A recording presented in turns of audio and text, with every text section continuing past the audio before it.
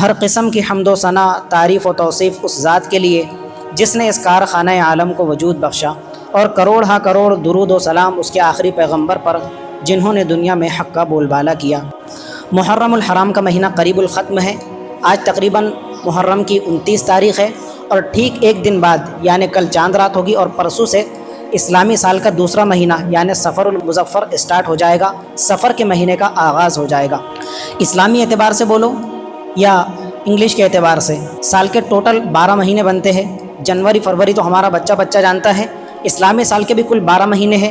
اس میں سے اکثر بڑے بڑے حضرات کو، عمر رسید افراد کو بھی وہ 12 مہینوں کے نام یاد ہے نہیں، جائے کہ ہمارے بچے۔ تو اسلامی سال کا پہلا مہینہ محرم الحرام، سفر المظفر، ربیع الاول، ربیع الاخر، جمادی الاولی، جمادی الاخری، رجب المرجب، شعبان المعظم، رمضان المبارک، شوال المکرم، ذی قعدہ اور ذی الحجہ، یہ ٹوٹل 12 مہینے۔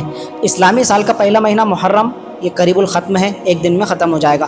دوسرا جو مہینہ ہے سفر المظفر کا، اب ہماری موجودہ سب کانٹیننٹ کے اندر یعنی بنگلہ دیش، پاکستان، ہندوستان، جس کو بر صغیر کہا جاتا ہے، ہماری سوسائٹی کے اندر سفر کے مہینے کو جو ہے نا بڑا منحوس اور نامبارک سمجھا جاتا ہے، اور طرح طرح کے لوگ خرافات میں مبتلا ہو جاتے ہیں اور باقاعدہ دین کا حصہ سمجھ کر اس کو اختیار کرتے ہیں سفر کے مہینے کے تعلق سے۔ اور یہ جو سفر کا لفظ ہے تو ہماری جو یاترا ہے، ہماری جو جرنی ہے، اور سفر جو ہم اختیار کرتے ہیں، یہ والا سفر نہیں ہے، وہ سفر سین سے بولا جاتا ہے۔ اور یہ جو سفر کے مہینے کا نام ہے تو یہ سواد کے ساتھ میں ہے، جو زواد سے پہلے سواد آتا ہے، سواد فا را سفر، اور وہ ہمارا ہے سین سے سفر۔ تو یہ سفر کا جو مہینہ ہے اس میں باقاعدہ یہ جو خرافات ہے، واہیات قسم کی باتیں ہیں، توہمات ہے، تو لوگ اس کو باقاعدہ دین کا حصہ سمجھ کر انجام دیتے ہیں۔ تو مناسب معلوم ہوتا ہے کہ سفر المظفر کے مہینے کے آغاز اور شروعات میں ان تمام باتوں کو پیش کیا جائے جو ہمارے اس موجودہ معاشرے کے اندر رواج پا گئی ہے، اور ہمارے موجودہ معاشرے کے اندر بھی جو چیزیں رواج پا گئی ہے، جن کا رواج چل پڑا ہے، وہ ہمارے اپنے قرار دینے سے نہیں، بلکہ وہ دین ہے اور نتیجہ ہے ہماری برسوں کی سنگت کا، صحبت کا، اور ساتھ میں رہنے کا۔ کس کے ساتھ میں؟ ہندوانہ تہذیب کے ساتھ میں۔ ہندوانہ رسم و رواج، ان کی تہذیب سے متاثر ہو کر ہمارے مسلمانوں نے بھی دھیرے دھیرے ان کی چیزوں کو اختیار کر لیا، اور پھر آج اس نتیجے پر اور اس کگار پر کھڑے ہوئے ہیں کہ باقاعدہ کچھ چیزوں کو دین کے طور پر اس میں سے اختیار کیا جاتا ہے، دین سمجھ کر قبول کیا جاتا ہے، اور ان کو اپنی زندگی کا حصہ بنایا جاتا ہے۔ سفر کے مہینے سے متعلق جو ہے زمانہ جاہلیت کی بات کر رہا ہوں۔ زمانہ جاہلیت میں لوگ انتہائی غلط عقائد کا، باطل توہمات کا، وہم کا شکار تھے۔ یہ تو تھی زمانہ جاہلیت کی بات، لیکن بدقسمتی سے نسل در نسل، پیڑھی در پیڑھی، جنریشن ٹو جنریشن یہ چیزیں ہمارے اندر بھی منتقل ہو گئی ہے۔ اب زمانہ جاہلیت میں لوگوں کا ایک نظریہ، ایک رجحان اور ایک کانسیپٹ یہ تھا کہ جو سفر کا مہینہ ہے نا، محرم کا مہینہ گزرتا تھا، جیسے ہی سفر کے مہینے کا آغاز ہو تو وہ سفر کے مہینے کو بلاؤں کا، مصیبتوں کے نازل ہونے کا، پریشانیوں کے شکنجے کسنے کا، اور طرح طرح کی بیماریوں کے نازل ہونے کا، بلاؤں اور آفتوں کا مہینہ سمجھتے تھے۔ اب دوسرے کچھ لوگ تھے، ان کا کہنا یہ تھا کہ سفر جو ہے نا، سفر نام کی ایک بیماری ہے، جیسے بیماریوں کے نام ہوتے یرقان ہے، پیلیا ہے، شوگر ہے، ڈائبٹیز ہے، طرح طرح کی بیماریوں کے نام ہیں، تو وہ اپنے طرف سے انہوں نے ایک بیماری کا نام گھڑ لیا تھا سفر کے مہینے کے نام سے، اور کہتے تھے کہ سفر جو ہے ایک بیماری ہے۔ اور کیسی بیماری ہے؟ وہ کہتے تھے کہ یہ ایسی بیماری ہے کہ انسان اس کے اندر بھوک کا شکار ہو جاتا ہے، اور ایسی طاقت سے اس کو بھوک لگتی ہے، اتنی زوردار اس کو بھوک لگتی ہے کہ وہ جتنا چاہے کھانا ہڑپ کر جائے، کھانا کھا کر تو کھانا ختم ہو سکتا ہے، لیکن سفر نام کی بیماری ایسی گھناؤنی بیماری ہے کہ انسان کا اس میں پیٹ ہی نہیں بھرتا۔ کچھ لوگوں کا یہ رجحان تھا۔ اس کے علاوہ کچھ ایک ٹولی اور ایک گروہ ایسا بھی تھا لوگوں کا کہ ان کا عقیدہ یہ تھا کہ وہ کہتے تھے کہ سفر جو ہے، سفر نام کا ایک کیڑا ہے یا ایک سانپ ہے جو انسان کے پیٹ میں پیدا ہوتا ہے، اور یہ کیڑا یا سانپ جو دونوں بھی چیزیں ہو سکتی ہے، وہ کہتے تھے کہ یہ سانپ اتنا ہلاکت خیز ہوتا ہے، اتنا تباہ کن ہوتا ہے کہ انسان کے پیٹ میں رینگتا رہتا ہے، چلتا رہتا ہے، اور جب تک کہ انسان کو موت کی گھاٹ نہیں اتار دیتا، موت کی نیند نہیں سلا دیتا، تو یہ سفر نام کا کیڑا اور سانپ چین سے نہیں بیٹھتا۔ اور یہ کس مہینے کے اندر؟ سفر کے مہینے۔ تو یہ ساری چیزیں زمانہ جاہلیت کے اندر لوگوں کے ذہن و دماغ کے اندر پنپ رہی تھی، اور دھیرے دھیرے وہ چیزیں اس کیفیت کے ساتھ تو نہیں، لیکن کسی نہ کسی درجے کے اندر ہم تک بھی پہنچی ہے۔ اب کس طریقے سے ہمارے موجودہ معاشرے کے اندر تو لوگ آج بھی جو ہے، میں اور آپ، میں تو بالکل نہیں سمجھتا الحمدللہ، اگر میں سمجھتا ہوتا تو اس کی نامنحوس ہونے کو، مبارک ہونے کو آپ کے سامنے بیان نہیں کرتا، اس لیے کہ جو انسان ڈھکوسلے بازی کا شکار ہوتا ہے وہ بڑا ضعیف الاعتقاد ہوتا ہے، اندر سے کھوکھلا ہوتا ہے، تو وہ دوسروں کو کیا کانفیڈنس میں لائے گا اور کیا سیدھی راہ دکھائے گا، تو وہ خود کھوکھلے پن کا شکار ہوتا ہے۔ الحمدللہ ہم بھی نہیں ہیں، آپ بھی نہیں ہوگے، ہم کسی سے بدگمانی نہیں کرتے، لیکن ہمارے معاشرے کا ایک اچھا خاصا طبقہ اس سفر کے مہینے کو منحوس اور نامبارک سمجھتے ہیں۔ آپ کے بچی کو کہیں کا رشتہ آیا تو آپ کا پڑوسی جو سفر کے مہینے کو منحوس سمجھ رہا ہے وہ کیا کہیں گا؟ رشتہ تو بڑا اچھا ہے، لڑکا بھی بڑا کھاتے پیتے گھرانے سے بلونگ کرتا ہے، اچھی خاصی نوکری والا ہے، لیکن ایک بات کا دھیان رکھنا جناب، آپ کا پڑوسی آپ کو پٹی پڑھا رہا ہے، یہ جو دن چل رہے ہیں نا، یہ کوئی اچھے دن نہیں ہے، نامبارک دن ہے، یہ منحوس مہینہ ہے، سفر کا مہینہ۔ ایک بات ہو گئی۔ دوسرا یہ کہ آپ کے پاس میں اچھا خاصا لاگت تھی، آپ کے پاس میں آپ کسی کاروبار کا اسٹارٹ کرنا چاہ رہے تھے، کوئی دھندا بیوپار شروع کرنا چاہ رہے تھے، میں آپ کو دلاسا دوں گا، آپ کی ڈھارس بناؤں گا، آپ سے جیلسی فیل نہیں کروں گا، میں کہوں گا کہ ٹھیک ہے، بہت اچھی بات ہے، آپ نے یہ دکان ایفرٹ کی اور آپ کو بہت اچھا پوائنٹ بھی مل گیا اور دھندا کاروبار بھی آپ نے بہت اچھا سوچا، لیکن جناب یہ جو دن چل رہے ہیں اور جو سفر کا مہینہ ہے تو آپ کے اس کاروبار کے حساب سے یہ صحیح نہیں ہے، آپ اس مہینے کے بعد میں اگلا آنے والا جو مہینہ ہے اپنے کاروبار کو اسٹارٹ کریں۔ تو رشتے سے بھی روکا جاتا ہے، دھندا کاروبار اسٹارٹ کرنے سے بھی روکا جاتا ہے، اور دکان وغیرہ کا افتتاح کرنے سے، ساری چیزوں سے روکا جاتا ہے، اور بیچ میں کس چیز کو لا کر کھڑا کیا جاتا ہے کہ سفر کا جو مہینہ ہے، اسلامی سال کا دوسرا مہینہ، یہ بالکل بھی اچھا نہیں ہے، مبارک نہیں ہے، بابرکت نہیں ہے، بلکہ یہ سراسر منحوس ہے۔ اس کے علاوہ کچھ علاقے ایسے ہیں کہ وہاں پر باقاعدہ یہ مہینہ اسٹارٹ ہونے کے بعد میں وہ لوگ چنے ابالتے ہیں، گھنگنیاں ابالتے ہیں، اور چنے اور گھنگنیاں ابال کر باقاعدہ بچوں کو کھلاتے ہیں، تقسیم کرتے ہیں، لوگوں کو کھلاتے ہیں، اور اس کے پیچھے ان کی کانسیپٹ کیا ہوتا ہے، اس کے پیچھے ان کا رجحان کیا ہوتا ہے کہ ہمارے یہ گھنگنیاں ابال کر کھلانے سے اور چنے بانٹنے سے اس مہینے میں آسمان سے جو بلائیں نازل ہونے والی تھی، مصیبتیں اترنے والی تھی، وہ ساری مصیبتیں کافور ہو جائے گی اور بیماریاں دور بھاگ جائے گی۔ کائے کی وجہ سے؟ چنے ابال کر کھلانے اور گھنگنیاں ابال کر کھلانے کے واسطے۔ کس حدیث میں آپ نے پڑھا؟ نہیں، حدیث تو نہیں معلوم ہے، میں نے اپنی امی کو ایسا دیکھا تھا۔ آپ کی امی نے کہاں سے سنا تھا؟ انہوں نے ان کی امی سے سنا تھا، یعنی ہمارے نانی جان سے۔ اس کے پیچھے دلیل کوئی بھی نہیں ہے، کوئی پروف نہیں ہے، کوئی تگڑا ایویڈنس نہیں ہے، بس یہ جو پرمپرا چلی آ رہی ہے، اور میں نے آپ کو بتایا کہ یہ کائے کا اثر اور کائے کی دین ہے ہندوانہ معاشرے کی۔ ان کے اندر تو آج بھی یہ ساری چیزیں ڈھکوسلے بازی کے طور پر منائی جاتی ہے، اور آئے دن ان کے یہاں پر ایک نئی رسم اور رواج جنم پذیر ہوتی ہے۔ تو یہ سب ان کے ہندوانہ معاشرے کی دین ہے جو ہمارے مسلمانوں نے بھی اختیار کر لی ہے۔ یہ دو باتیں ہو گئی۔ تیسری چیز کہ کچھ علاقے کے اندر کچھ جاہل، نادان اور لا علم کے قسم کے لوگ کسی ندی کنارے، کسی تالاب کے کنارے جا کر بیٹھیں گے، اور وہ ایک آٹے کا گولا لے کر، بہت بڑا آٹے کا گولا لے کر جاتے ہیں، جس طرح ہماری لیڈیز آٹا گونتی ہے، اور اس آٹے کی باریک باریک چھوٹی چھوٹی گولیاں بنا کر جو ہے نا 365 گولیاں وہ بناتی ہے۔ سال کے دن کتنے ہیں؟ 365 دن۔ اب اس مہینے کے اندر جو بلائیں اور مصیبتیں نازل ہونے والی ہے ان کے حساب سے، تو کہیں ہمارا پورا سال ان بیماریوں، آفتوں، بلاؤں اور مصیبتوں کا شکار نہ ہو جائے، تو اس سے بچاؤ کرنے کے لیے وہ کیا کرتے ہیں؟ آٹے کی چھوٹی چھوٹی گولیاں بناتے ہیں، اور 365 گولیاں بنا کر ساری گولیاں تالاب کی نظر کرتے ہیں، اس ندی کے اندر ڈال دیتے ہیں۔ اس گولیوں کے بنا کر ڈالنے سے کیا ہوگا؟ ان کا رجحان یہ ہے نازل ہونے والے ساری بلائیں اور مصیبتیں جو ہے وہ کیا ہو جائے گی؟ ختم ہو جائے گی۔ کچھ لوگوں کا یہ بھی کہنا ہے، جو بابا قسم کے ہوتے ہیں، عملیات بتانے والے ہوتے ہیں، جھاڑ پھونک کا ان کے اوپر بھوت سوار ہوتا ہے، تو وہ کہتے ہیں کہ اس مہینے کی بلاؤں، مصیبتوں، آفتوں سے تم کو بچنا ہے تو تم ایک کام کرو کہ 29ویں پارے کی جو سورت ہے، سورہ مزمل کا 311 مرتبہ ورد کرو اور اس کو پڑھو۔ تو 311 مرتبہ سورہ مزمل کا ورد کرنے اور پڑھنے سے تمہاری سفر کے مہینے میں نازل ہونے والی بلائیں اور مصیبتیں کیا ہو جائے گی؟ دور ہو جائے گی، اور تم کو نجات مل جائے گی۔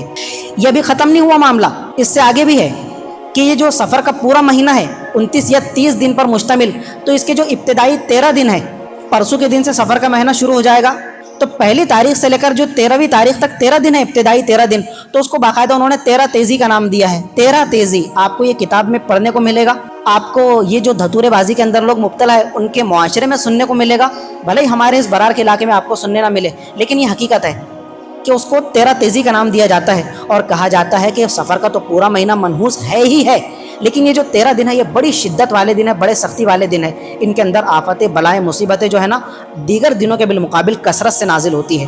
اور ان کا کہنا یہ ہے کہ یہ 13 تیزی کا جو ہم نام اس کو دے رہے ہیں، اس کی وجہ یہ ہے کہ ہمارے حضور سفر کے ان 13 دنوں کے اندر بیمار ہو گئے تھے۔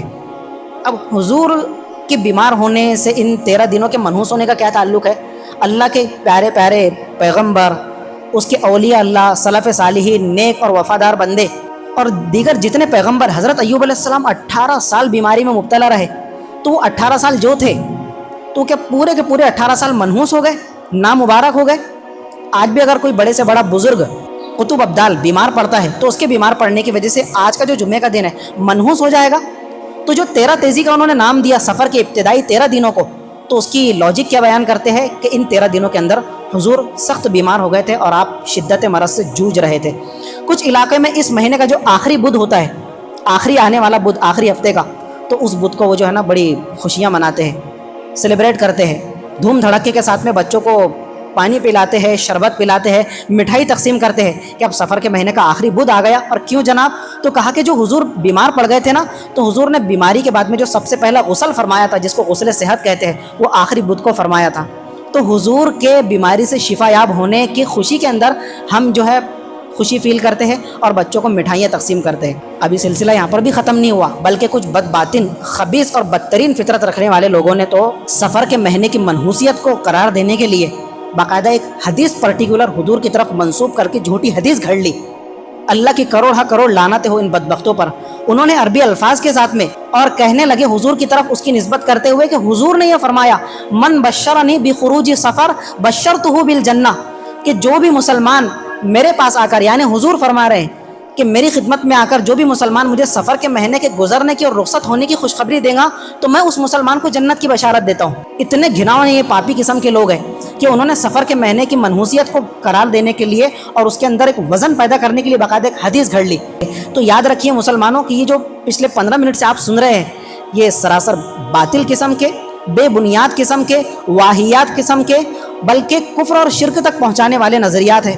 لیکن ہمارے حضور سرکار مدینہ صلی اللہ علیہ وآلہ وسلم نے ان تمام طرف بے بنیاد عقائد کی، فاسد توہمات کی تردید فرمائی ہے، ان کو ریبٹل کیا ہے، بلکہ ہمارے حضور نے ان کو جڑ پیڑ سے اکھاڑ کر پھینکا ہے۔ اب آپ دیکھیے، شروع میں جو حدیث آپ کے سامنے پیش کی گئی، یہ حضرت ابو ہریرہ رضی اللہ تعالیٰ عنہ کی روایت ہے، اور یہ جو بخاری شریف حدیث پاک کی سب سے اوتھینٹک کتاب ہے، اس کے اندر یہ روایت نقل کی گئی ہے۔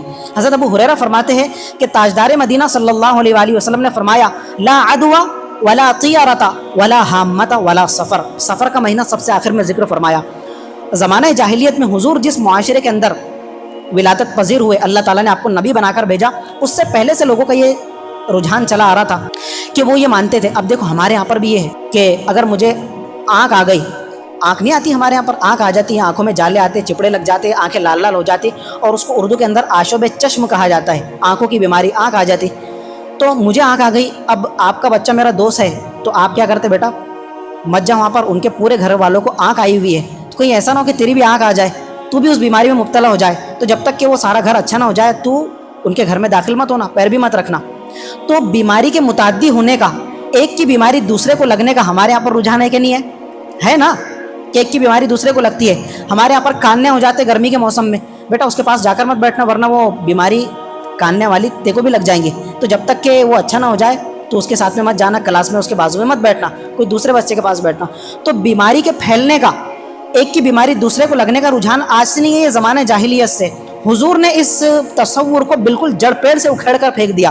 حضور نے فرمایا، لا عدوى، ایک بیماری خود بخود اپنی طاقت سے، اپنے دم خم پر ایک کی بیماری دوسرے کو نہیں لگتی، کتنی بھی بڑی بیماری ہو، چاہے وہ دنیا کی گھناؤنی ترین بیماری جس کا نام لینے سے لوگ گھبراتے ہیں، کینسر کی بیماری، وہ بھی خود بخود، بیماری کے اندر یہ طاقت نہیں ہے مسلمانوں کہ وہ آپ کی بیماری مجھے لگ جائے، یا میں بیمار ہوں تو میری بیماری تیسرے انسان کو لگ جائے، سرایت کر جائے، یہ نہیں ہو سکتا۔ چاہے وہ ہماری تھال کے اندر کھائے، ہم اس کے ساتھ ایک بستر میں سو، ہم اس کے ساتھ ایک کٹا بیٹھے، ایک کی بیماری دوسرے کو نہیں لگتی۔ یہ میرا تو عقیدہ الحمدللہ، میں ممبر رسول پر آپ سے بیٹھ کر کہہ رہا ہوں، اس حدیث کو سننے کے بعد میں ہمارے حضور کی بات، ایک ایک لفظ، ایک ایک شبد پتھر کی لکیر ہے، ہم اس کو صحیح مانتے، دنیا کے سارے سائنسداں غلط ہو سکتے۔ حضور نے فرمایا ایک کی بیماری دوسرے کو نہیں لگ سکتی، اللہ کی اجازت ہو، اللہ تعالیٰ کا اذن ہو، اللہ تعالیٰ کا حکم ہو کہ قاری صاحب کی بیماری فلاں صاحب کو لگ جائے، تو اب یہ بیماری جو ہے نا جا کر اس کے اندر منتقل ہو جائے گی اور وہ بیماری اس کو لگ جائے گی۔ سامنے والے جو جناب میرے بازو میں بیٹھے تھے وہ یہ نہیں کہہ سکتے کہ قاری صاحب کی بیماری خود بخود سفر کرتے ہوئے، اس کے جراثیم اڑتے ہوئے مجھے آئے اور میں اس کا شکار ہو گیا اور اس بیماری نے مجھے ڈیمیج کر دیا۔ آپ یہ نہیں کہہ سکتے اگر آپ واقعتاً مسلمان ہیں، قوی ایمان والے ہیں تو۔ نہیں، ہمارا یہ عقیدہ نہیں، ایک کی بیماری دوسرے کو بالکل نہیں لگتی جب تک کہ اللہ تعالیٰ کا حکم نہ ہو، اس کا اذن نہ ہو۔ سامنے ایک صحابی تھے، تو انہوں نے ادب کے دائرے میں رہ کر حضور سے درخواست کی کہ یا رسول اللہ کہ میرے اونٹوں کا ایک ریوڑ ہے، اب میں کیا کرتا ہوں کہ وہ صبح میں دروازہ کھولتا ہوں، وہ ریگستان کے اندر صحراؤں میں چرنے کے لیے، چگنے کے لیے، اپنی پیاس بجھانے اور بھوک مٹانے کے لیے چل پڑتے ہیں، ان میں سے ایک بھی اونٹ بیمار نہیں ہے، سب بالکل صحیح ہے، سالم ہے، تندرست ہے۔ یا رسول اللہ بعد میں کیا ہوتا ہے کہ کسی دوسرے کا اونٹ یا باہر سے کوئی اونٹ آ کر جس کو کھجلی ہوتی ہے، خارش کی بیماری ہوتی ہے، وہ میرے اونٹوں کے ساتھ میں آ کر چلنے لگ جاتا ہے، تو وہ میرے اونٹ بھی تو سب کے سب اس کھجلی کی بیماری میں مبتلا ہو جاتے ہیں۔ تب وہ میرے اونٹ پہلے سے کیا تھے؟ صحیح سالم تھے، وہ باہر کا ایک کھجلی والا اونٹ آیا اور پورے اونٹ جو ہے اس کھجلی کی بیماری میں مبتلا ہو گئے۔ حضور نے فرمایا ٹھیک ہے، کتنی اچھی بات بتائی تم نے کہ تمہارے سارے اونٹ صحیح سالم تھے، باہر کا ایک کھجلی زدہ اونٹ آیا اور اس کی وجہ سے تمہارے سارے اونٹ کھجلی کا شکار ہو گئے۔ حضور نے فرمایا کہ تمہارے فار ایگزامپل 5 اونٹ ہیں، 5ویں اونٹ ڈیمیج ہوا چوتھے کی وجہ سے، چوتھے کو بیماری لگی تیسرے اونٹ کی وجہ سے، تیسرا بیمار ہوا تھا دوسرے کی وجہ سے، اور دوسرا اونٹ کس سے متاثر ہوا تھا؟ پہلے اونٹ کی وجہ سے۔ اب ایک بات بتاؤ کہ تمہارے 5 اونٹ ایک طرف رکھ لو، وہ جو باہر والا اونٹ آیا اس کو بیماری کس سے لگی؟ اس کے پاس تو کوئی اونٹ ہی نہیں آیا، اس کو بیماری دینے والا کون ہے؟ حضور نے فرمایا وہ جو پہلا اونٹ ہے، فمن عادل اول، تو پہلا اونٹ کون سے اونٹ سے ملا تھا کہ اس کو بیماری لگ گئی؟ وہ تو کسی اونٹ سے نہیں ملا، تو اس کو جو کھجلی کی بیماری لگی وہ کس نے طاری کیا؟ کس نے بیماری سے اس کو دوچار کیا؟ اللہ رب العزت والجلال کی ذات نے اس کو کھجلی والی بیماری مبتلا کیا۔ تو مسلمانوں، حضور نے ارشاد فرمایا لا عدوا، ایک کی بیماری دوسرے انسان کو نہیں لگ سکتی خود بخود جب تک کہ اللہ تعالیٰ کا حکم نہ ہو۔ اب آپ کہیں گے کہ جو کورونا کال کے اندر ہمارے علماء کرام بھی، بڑے بڑے دانشوران بھی ہمیں ماسک استعمال کرنے کا، سینیٹائزر سے ہاتھوں کو واش کرنے کا، اسی طرح کوارنٹائن ہونے کا حکم دے رہے تھے، تو یہ کائے کی وجہ سے؟ یہ احتیاط کی وجہ سے۔ دنیا دارالاسباب ہے، تو سبب کو اختیار کرنا ایک الگ چیز ہے، اور سبب کو چھوڑ کر بس یہ سمجھ لینا کہ ایک کی بیماری دوسرے کو لگتی، یہ بالکل الگ چیز ہے۔ یہ انسان کو بالکل کھوکھلا کر دیتی ہے اور کفر اور شرک کے دہانے تک کے لے جا کر چھوڑ دیتی ہے۔ اب آپ سمجھ رہے ہیں؟ آپ احتیاط ضرور کریں گے، اگر احتیاط کے باوجود بھی بیماری لگ گئی تو آپ کس کو دوش دیں گے؟ حالانکہ آپ نے تو سبب اختیار کیے، اس کے باوجود بھی تو انسان بیمار ہو سکتا ہے، بالکل ہو سکتا ہے، تو ایک کی بیماری دوسرے کو نہیں لگ سکتی۔ دوسری چیز حضور نے فرمایا ولا طیارتا، بدشگونی لینا، بدفعلی لینا، اس کی بھی کوئی حقیقت نہیں ہے، بالکل بے بنیاد چیز ہے۔ زمانہ جاہلیت میں ہوتا تھا کہ میں آج صبح میں سفر کے لیے نکل رہا ہوں، مجھے جانا ہے ناگپور، تو میں کیا کرتا تھا کہ اپنے پورے کنبے قبیلے کے لوگوں کو باہر لے کر نکلتا تھا اور میرے خاندان کے کسی فرد کو کہتا تھا کہ ایک کبوتر پکڑ کر لاؤ، فار ایگزامپل کوئی بھی پرندہ، تو وہ کسی پرندے کو پکڑتے تھے اور اپنے سارے کنبے قبیلے والوں کو سفر میں جانے سے پہلے اکٹھا کیا کرتے تھے۔ اس کے بعد میں کیا کرتے تھے کہ وہ پرندے کو سب کے سامنے اس طرح اڑا دیا کرتے تھے، اگر وہ پرندہ دائیں طرف اڑ کر گیا تو یہ سفر مبارک ہے، اور اگر وہ پرندہ بائیں طرف اڑ کر گیا تو سفر کینسل ہو گیا۔ بائیں طرف ہی اڑ کر کیوں گیا؟ تو مطلب یہ کہ ہمارا سفر کامیاب نہیں ہوگا، مبارک نہیں ہوگا، اور سفر جس مقصد کی خاطر کر رہے تو وہ سفر پورا کیا ہو جائے گا؟ ہم کو وہ مقصد حاصل نہیں ہوگا۔ ارے بھائی یہ کون سی لوجک ہے؟ وہ تو پرندہ ہے، وہ چاہے دائیں طرف اڑے، وہ بائیں طرف اڑے، وہ آگے کی طرف اڑے، وہ مغرب کی طرف اڑے، وہ پرندہ ہے، اس کو کہیں بھی اڑنا ہے۔ پرندے کا ادھر اڑنے سے آپ کے سفر کے پورا ہونے کا اور پرندے کا بائیں طرف اڑنے سے آپ کے سفر کینسل کرنے کا کیا تعلق ہے؟ حضور نے فرمایا لا طیارتا، اس طرح پرندوں کو اڑا کر بدفعلی لینا، بدشگونی لینا، ہمارے مذہب اسلام میں اس کی کوئی حقیقت نہیں۔ تیسری چیز ولا حامتا، الو کی وجہ سے بدشگونی لینا، بدفعلی کا شکار ہو جانا۔ ہمارا جو الو پرندہ ہوتا ہے، گھبڑ جس کو ہم بولتے ہیں، تو آج کے دور کے اندر بھی ہمارے اور آپ کے گھروں کے اندر بھی اس بات سے تو آپ بھی انکار نہیں کر سکتے، اور ہم تو روزانہ سنتے ہیں کہ بھائی کسی کے گھر پر آ کر گھبڑ بیٹھ گئی، کسی کے گھر پر آ کر الو بیٹھ گیا، تو وہ بچے کے کپڑے لے کر چلا جاتا ہے، وہ بچے کے کپڑے کو کیا کرتا ہے؟ گھولستا ہے، جب تک کہ وہ گھولستا ہے تو بچہ آخری دن کیا ہو جاتا ہے؟ موت کے گھاٹ اتر جاتا ہے، موت کا شکار ہو جاتا ہے ہی نہیں یہ باتیں؟ ہم نے تو اسکول میں سنی ہے، روزانہ سنتے تھے اس طرح کی باتیں۔ آج پتہ چل رہا ہے سرکار مدینہ صلی اللہ علیہ وسلم کی مزار اقدس پر اللہ تعالیٰ کروڑ رحمت نازل فرمائے، حضور نے ہم کو بال بال بچایا ان تمام دھتورے بازیوں سے۔ حضور نے فرمایا کہ یہ جو الو کی نحوست تم مانتے ہو، اس سے بدشگونی لیتے ہو، بدفعلی لیتے ہو، اس کی کوئی حقیقت نہیں ہے۔ زمانہ جاہلیت میں یہ ہوتا تھا کہ اگر کسی کا مرڈر ہو گیا، قتل ہو گیا، تو لوگوں کا یہ عقیدہ تھا کہ وہ جو مقتول ہے، جس کا مرڈر ہوا ہے، اس کی روح آتی ہے اور اس کی روح باقاعدہ الو کی شکل اختیار کر لیتی ہے، اور وہ اس کی قبر کے ارد گرد منڈلانے لگتا ہے، پورے قبرستان کا چکر لگاتا ہے، وہ زور زور سے شور مچاتا ہے، چیختا ہے، چلاتا ہے اپنے پریوار والوں سے کہ بھائی میرا مرڈر ہو گیا، مجھے انصاف دلاؤ۔ تو وہ انصاف کی گہار لگاتا ہے، انتقام کی فریاد کرتا ہے، اور پھر کہتے تھے کہ جب کبھی تم کو گھر کی چھت پر الو نظر آئے تو سمجھ لو کہ یہ اس کی روح اس کے اندر سرایت کر گئی ہے، اور یہ الو، تو یہ الو کے ذریعے سے بدفعلی لینا، بدشگونی لینا، حضور نے فرمایا اس طرح نہیں ہوتا۔ جو انسان مر گیا وہ مر گیا، اس کی روح اللہ کی بارگاہ میں پہنچ گئی۔ اب باقاعدہ روح کا نکلنا، الو کی شکل اختیار کرنا، الو کا نکل کر شور مچانا، یہ کیا ڈھکوسلے بازی ہے؟ حضور نے ان تمام توہمات کو، واہیات اور بے بنیاد قسم کی باتوں کو جڑ پیڑ سے اکھاڑ کر ختم کر دیا کہ یہ تمام بدشگونیوں سے مسلمانوں کو بچنا چاہیے۔ اور آخری چیز جو حضور نے مینشن فرمائی وہ ہے ولا سفر، سفر کے مہینے کو جو مسلمان منحوس سمجھتے ہیں، نامبارک سمجھتے ہیں، اس کی بھی کوئی حقیقت نہیں ہے۔ سفر کا مہینہ کس کا بنایا ہوا ہے؟ اس کے ہفتے کس کے بنائے ہوئے ہیں؟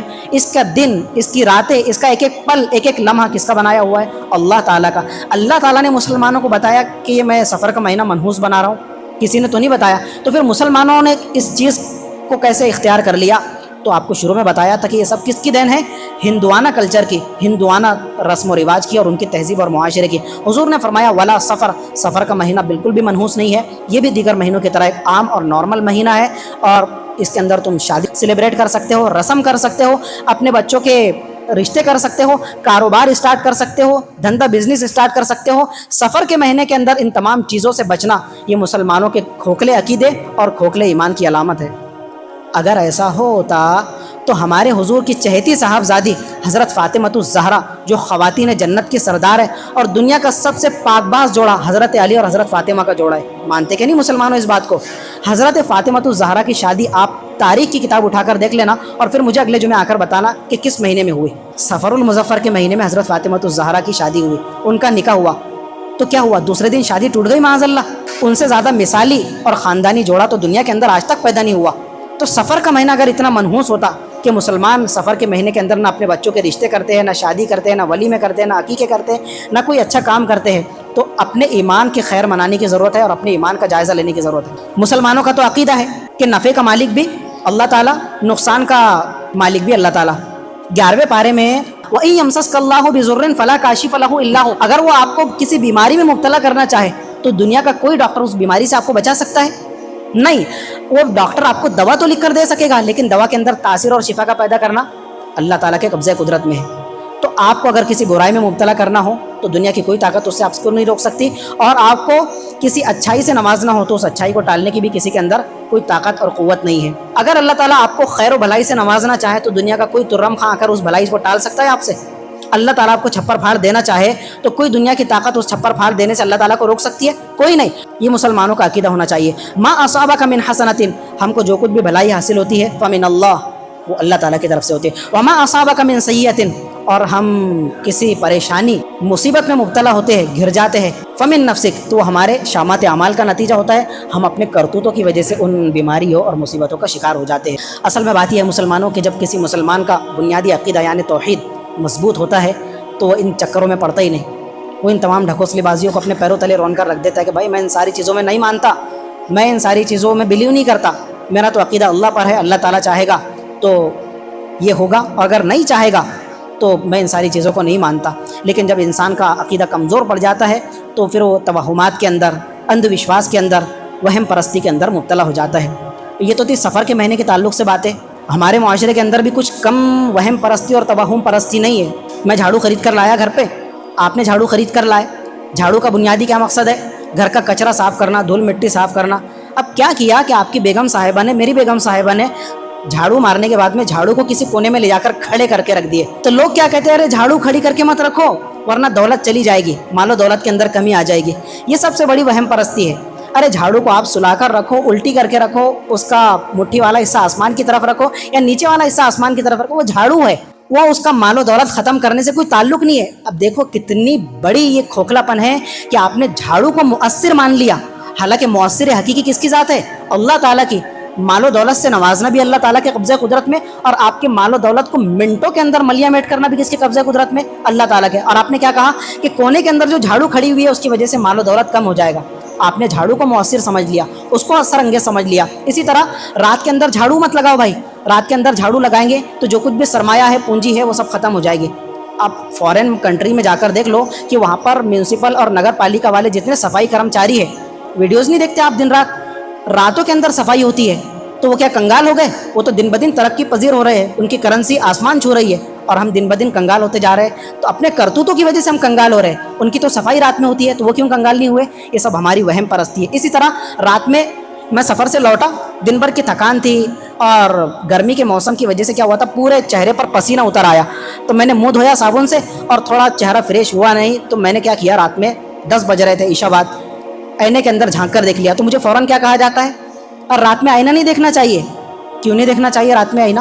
حضور نے منع فرمایا، صحابہ کرام نے منع فرمایا، نظام الدین سے اس طرح کا اعلان ہوا کسی حدیث پاک کا حوالہ دے کر؟ نہیں، یہ کیا ہے؟ یہ سب ہمارے ہندوانہ تہذیب اور ان کے معاشرے کی دین ہے۔ اسی طرح کسی شخص کے ناخن بڑھ گئے آج تھا جمعے کا دن، جمعے کا پورا دن وہ گزر گیا اور ناخن کاٹنے کی اس کو توفیق نہیں ہوئی. اس نے مغرب بعد فار ایگزامپل عشاء بعد ناخن تراش لیا، نہ کٹر لیا اور اپنے ناخن تراشنے لگا، تو اس کو گھر کی خواتین فوراً منع کر دی تھی کہ بھائی رات میں ناخن مت کاٹو، رات میں ناخن نہیں کاٹنا چاہیے. کیا ہوگا؟ دلندری آئے گی. کیوں جی خالہ جان، آپ نے کس سے سنا دلندری آئے گی؟ آپ کے خود میں کے گھر میں دلندری آئی تھی کیا؟ نکاح سے پہلے جب آپ اپنی امی کے گھر پر تھی تو دلندری کا منہ آپ نے اسی وجہ سے دیکھا تھا. یہ سب وہم پرستی ہے، اندھ وشواس کی باتیں ہیں جو مسلمانوں کے اندر ہو رہی ہے. کیا کیا کہ آپ کی بیگم صاحبہ نے، آپ کی بچی نے نماز پڑھی گھر کے اوپر، نماز جمعہ سے فارغ ہو کر وہ اٹھ کر جانے لگی تو اس کی امی اس کو کہتی ہے کہ بیٹا مصلے کا کونا موڑ کر رکھنا چاہیے، اگر مصلے کو اسی طرح چھوڑ دیا جائے اور اس کا کونا نہ موڑا جائے تو اس پر شیطان آ کر نماز پڑھنے لگ جاتا ہے. کتنا نیک شیطان ہے، کتنا مقدس شیطان ہے ان کا، کہ ان کا شیطان باقاعدہ مصلے پر آ کر نماز پڑھنے لگتا ہے. یعنی ہمارا شیطان تو اتنا بدترین شیطان ہے کہ ہم نماز پڑھتے ہیں تو ہم کو نماز کے اندر وسوسے ڈالتا ہے، نماز سے روکنے کی کوشش کرتا ہے، برائیوں پر آمادہ کرتا ہے. اور ان کا شیطان کتنا نیک ہے کہ شیطان خود آ کر نماز پڑھنے لگتا ہے. تو شیطان کو زنجیروں سے باندھ کر رکھو اور اس کو بولنا کہ تو اسی مصلے پر پڑھ اور پکا مسلمان ہو. جب تک کہ مسلمان نہیں ہوگا تو کو چھوڑیں گے نہیں، گھر سے باہر نہیں جانے دیں گے. یہ کیا ہے؟ یہ سب کھوکھلا پن ہے، وہم پرستی ہے. آپ اس کو بچھا کر رکھو، کونا موڑ کر رکھو، شیطان کو آنا ہوگا. اب یہ مسجد کی جتنی قالینیں ہیں تو ہمارے مؤذن صاحب ان کا کونا تھوڑی موڑ کر رکھتے ہیں، یہ تو 24 گھنٹے بچھی ہے. تو اب اس پر تو کتنے شیطان پڑھ رہے ہوں گے، نماز دن رات پڑھ رہے ہوں گے، اس کو کون موڑ کر رکھے گا؟ تو یہ سب توہم پرستی کی باتیں، اندھ وشواس کی باتیں. ابھی دیکھو ٹیبل پر بیٹھے ہوئے، اب ٹیبل کا نیچے کا حصہ کھلا رہتا ہے تو کبھی کبھار پیر انسان کے تھکن کا شکار ہو جاتے ہیں، تو بیٹھے بیٹھے انسان کیا کرتا ہے، اس طرح ٹیبل کرسی پر بیٹھ کے اپنے دونوں پیر ہلانے لگتا ہے. تو اس سے کہا جاتا ہے بھائی پیر مت ہلاؤ، پیر ہلانے سے کیا ہوتا ہے، دلندری آئے گی، نحوست آئے گی. اسی طرح ٹیبل کرسی پر بیٹھ کر پیر پر پیر رکھ کر انسان جس طرح بیٹھتا ہے، ایک پیر ہے اور اس پر اس طرح پیر رکھ کر بیٹھ گئے، اس طرح بیٹھنے کو بھی بعض معاشروں کے اندر بعض لوگ منع کرتے ہیں اور کہتے ہیں کہ یہ جو ہے نا انسان کو ٹینشن کے اندر، ڈپریشن کے اندر، گہری سوچ بچار کے اندر ڈالنے والی چیز ہے، اس لیے انسان کو پیر پر پیر رکھ کر نہیں بیٹھنا چاہیے. اسی طرح بد نظری سے بچانے کے لیے ہم اپنے بچوں کو کیا کرتے ہیں، کاجل یا سرمے کا ٹیکا گال پر لگاتے ہیں. آپ بھی لگاتے ہیں، کون نہیں لگاتا؟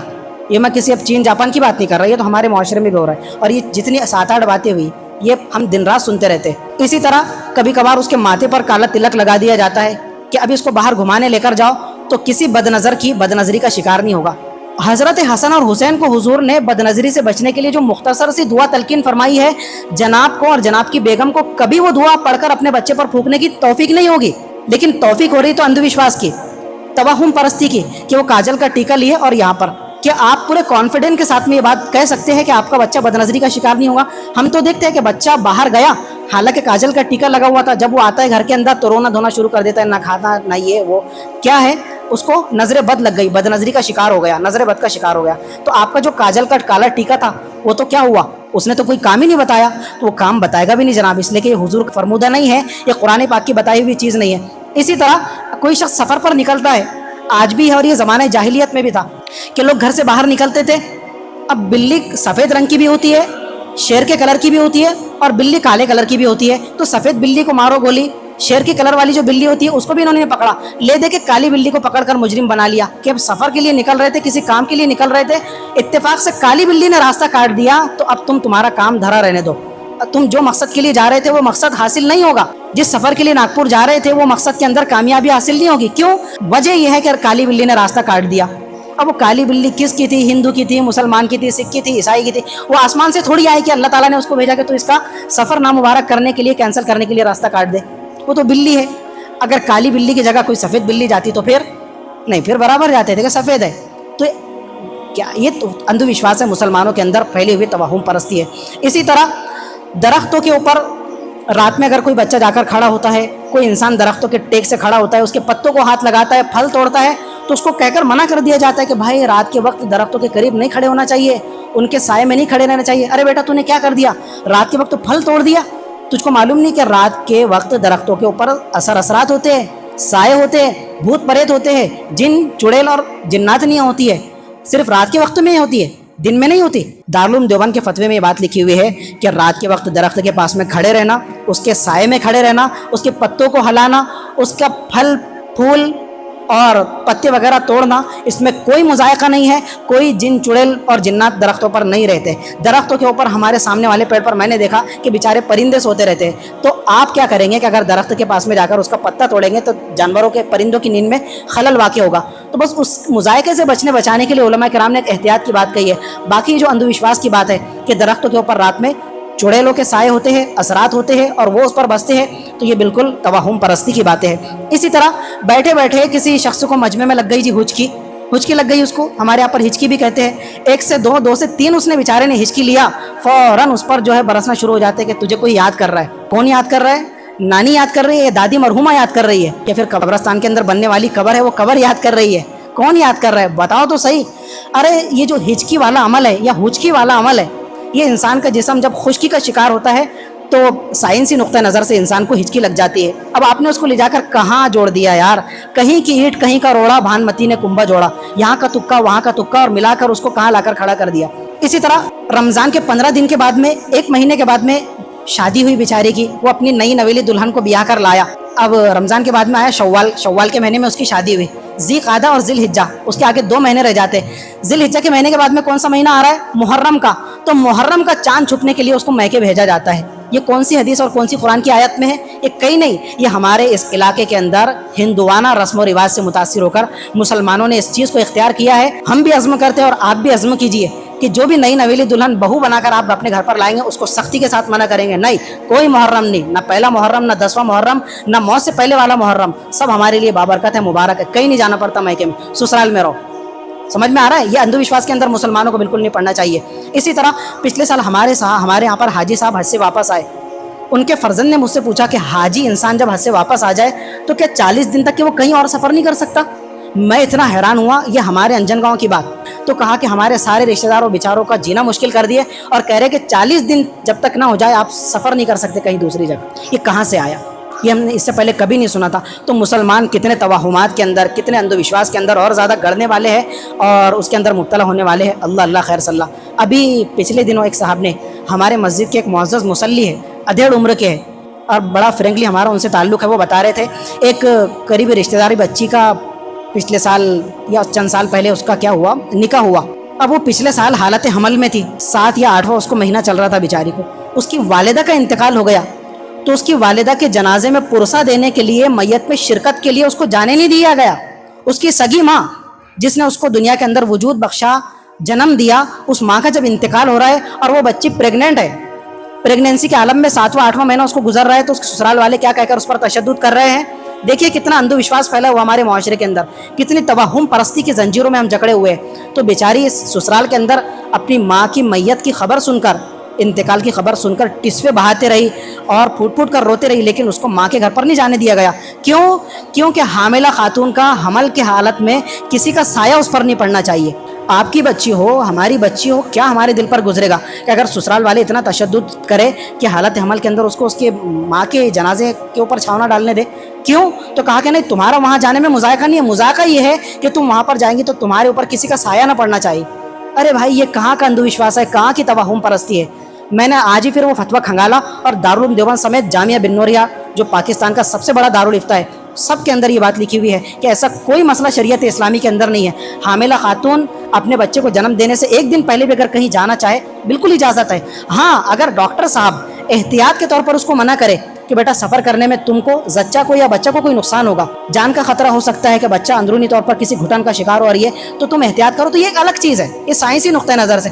باقی اس کو دین اسلام کی کسوٹی پر رکھ کر پرکھنا اور اس کو دین اسلام کا ایک حصہ قرار دینا اور اس قدر توہم پرستی کے اندر مبتلا ہو جانا تو مسلمانوں کو بہت زیادہ اپنے عقیدے کو مضبوط کرنے کی۔ تو سفر کا مہینہ آج سے 2 دن بعد اسٹارٹ ہونے والا ہے۔ شروع میں آپ 15-20 منٹ سفر کے مہینے کو لوگ کتنا منحوس سمجھتے ہیں کہ اس کے اندر شادی نہیں کرتے، رشتے نہیں کرتے، کاروبار اسٹارٹ کرنا مناسب نہیں سمجھتے، اور زمانہ جاہلیت سے ریلیٹڈ جتنے باتیں تھی اور ہمارے مسلمانوں کے اندر جو توہم پرستی کی جڑ وجود پا گئی ہے اس کا سبب کیا ہے؟ تو آپ یہ بھی سن چکے کہ ہندوانہ کلچر اور ہندوانہ رسم و رواج کا یہ اثر ہے اور ان کی دین ہے۔ ہم دعا کرتے ہیں کہ پروردگار عالم ہمیں ضعیف الاعتقادی سے بچائے، کھوکھلے ایمان کا شکار ہونے سے بچائے، اور پروردگار عالم ہمیں مضبوط ایمان کا مالک بنائے۔ وآخر دعوانا ان الحمد للہ رب العالمین۔